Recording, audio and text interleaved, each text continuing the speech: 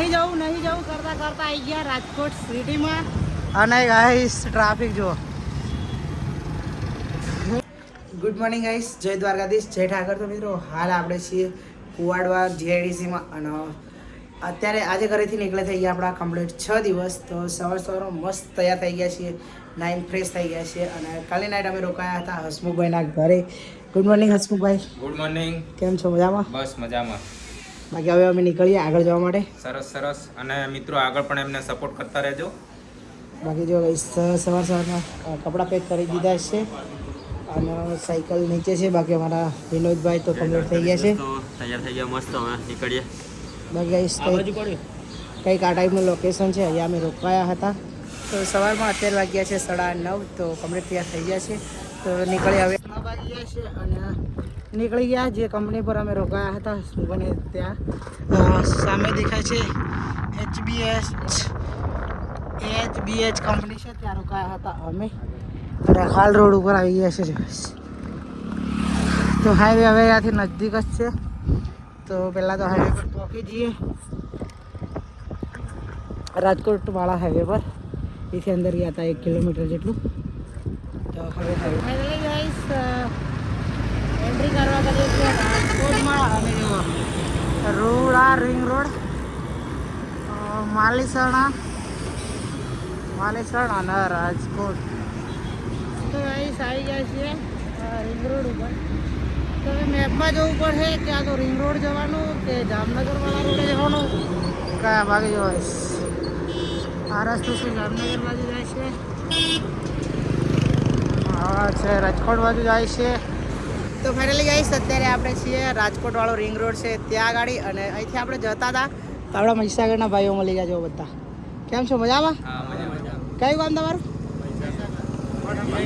વિરણિયા. તો ગાઈસ બધા ભાઈ છે ને વિરણિયાના છે.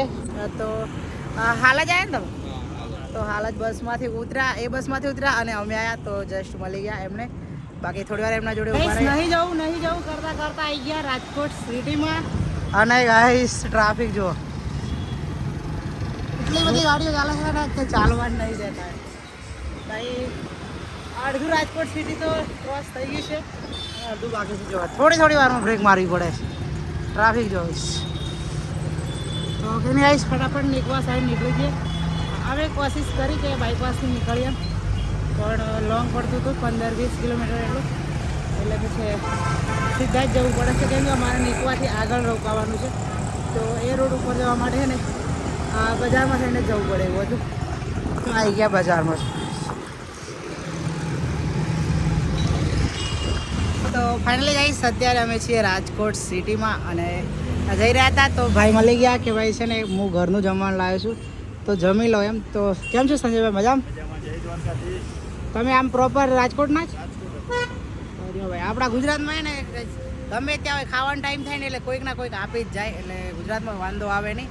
બાકી ચાલો ભાઈના ઘરનું છે ને જમવાનું જમી લઈએ. વિનોદભાઈ જો ચાલુ કરી દીધું. તો મિત્રો ફાઇનલી રાજકોટ સિટી છે ને સિટીમાં થઈને આવ્યા ને સિટી પાર કરી દીધી. બાકી હાલ અમે જઈ રહ્યા છીએ કાલાવાડ સાઈડ અને રાજકોટ સિટીથી રાજકોટ 16 કિલોમીટર પાછળ રહી ગયું અને કાલાવાડ હવે છે ને 31-32 કિલોમીટર બતાવે છે. તો ફટાફટ ચાલે. બાકી અમારે છે ને છેક કાલાવાડ નથી પહોંચવાનું. આજે આરડી નાઇટ થવાની છે કાલાવાડ પહેલાં 15 કિલોમીટરે.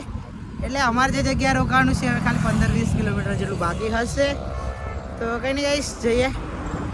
જો વિનોદભાઈ તો આગળ ચાલે છે અને આપણે પાછળ. બાકી ફટાફટ પહોંચી જઈએ. હાલ અમે છે ને છાપરા ગામ છે ને ત્યાં પહોંચ્યા છીએ અને નીકળવા થઈ અને આગળ જેસપુર છે કે જસપુર એવું ગામ છે ને ત્યાં રોકાવાનું છે.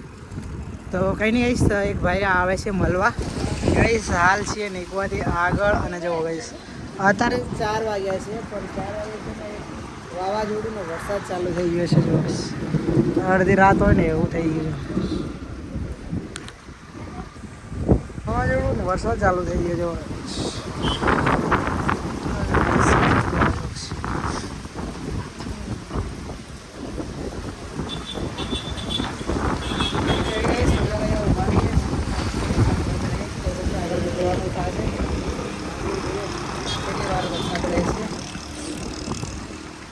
થોડોક વરસાદ આવે એમ લાગતું પણ જ આખે એવો વરસાદ પડવાનો अरे भाई ये क्या हो गया भाई देखो ना